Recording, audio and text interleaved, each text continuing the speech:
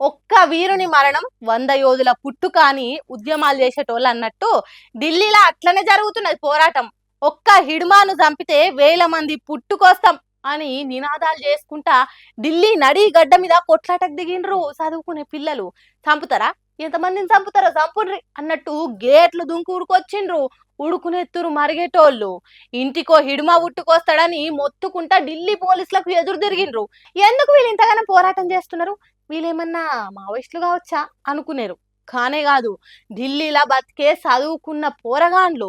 ఇగో ఈ అక్కేమో మాట్లాడుతున్నది ఇనుండ్రోసారి. दिल्ली में जो AQI के राइजिंग लेवल्स हो रहे हैं, चाहे AQI 1000 के पार जा रहा हो या फिर 2023 में 17,000 लोग मर रहे हो, इतना ज्यादा एयर पोल्यूशन होने की वजह से सिर्फ दिल्ली में, इसमें हम सब देखते हैं कि इसका रीजन इंपीरियलिस्ट डेवलपमेंट मॉडल है, प्रॉफिट ड्रिवन डेवलपमेंट मॉडल है। ये जनता का डेवलपमेंट मॉडल नहीं है और हमको जनता का डेवलपमेंट मॉडल लाने की जरूरत है।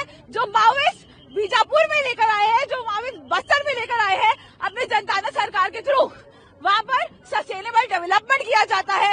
वहाँ पर महुआली तेंदुपत्ता को सस्टेनेबल तरीके से तोड़ा जाता है। वहाँ पर बाहर के जो कॉन्ट्रैक्टर्स हैं उनको अंदर नहीं आने देता है और वहाँ पर जो फार्मिंग होती है वो कलेक्टिव होती है।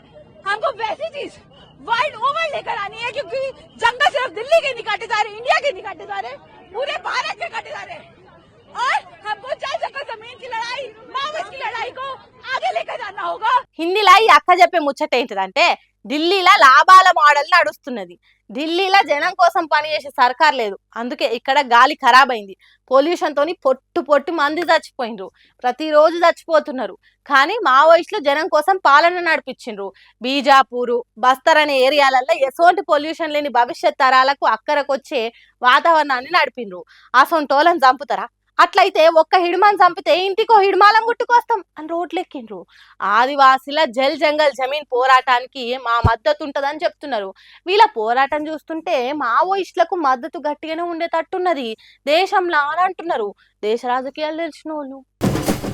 ఆడుతూ పాడుతూ పని చేస్తుంటే అలుపు సలుపేమున్నది, అందరం ఒకటై చేయి కలిపితే ఎదురేమున్నది అని అన్నట్టు బంజారా అక్కలు పాట పాడుకుంటా రోడ్డేసిన కాంట్రాక్టర్ పనితనం ఏ తిరుగున్నదో చెప్తున్నారు. చూడుండ్రి ఎట్లున్నదో రోడ్డు. ఎండిన చెట్టు తోడుకలు వీకుతుంటే వచ్చినట్టు ఎంత చక్కదనంగా వస్తున్నదో డాంబారు. సర్వపిండి చెక్కల తిరుగా ముక్కలు అవ్వుకుంటా రోడ్డు హాలత్ లేకుండా అవుతున్నది. కేము ముక్కలు చుంచుతుంటే వచ్చినట్టే పెడ్డలకు పెడ్డలే వస్తున్నది. గింత సక్కని రోడ్ వేసిన ఆ కాంట్రాక్టర్ మహాన్ భావుడు ఎవలో గాని మస్తు మంచి రోడ్ వేసిండు. ఎట్టోడా ఎనగైరా అంటే ఆ పుల్లు ఈ పుల్ల అడ్డం వేసిండట. ఆగో అచ్చం గట్లనే వేసినామా అంటే వేసినాం అన్నట్టు మట్టి రోడ్డు మీద 2 ఇంచుల మందం డాంబర్ పోసిండు. అటెనక బిల్లలు ఎత్తుదామనుకున్నాడు కావచ్చు గాని జనం ఊకుంటారా? ఇంత అద్మానం వేసిండ్రు ఏంది మా ఊరుకు రోడ్డు అన్నట్టు కాంట్రాక్టర్ పనితనాన్ని బయట పెడుతున్నారు పాట పాడుకుంటా. ఈ రోడ్ వేసి కూడా చాలా రోజులు అవుతున్నట్టు లేదు. కొత్త సీల్ నంబర్ 1 రోడ్ తిరగనే ఉన్నది.